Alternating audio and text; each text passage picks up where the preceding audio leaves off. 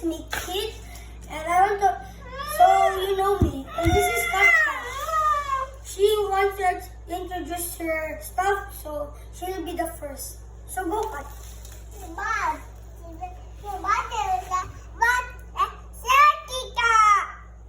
And I'm the next. So why I'm holding this wallet, because I like to hold it. So I will open this.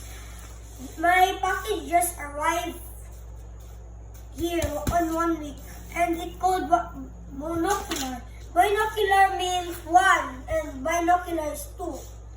So it says here, key features. This is what they said.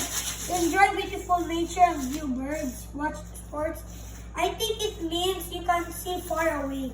So let's open it. So it came with this one. You can hold it, and this black one. Let's open it.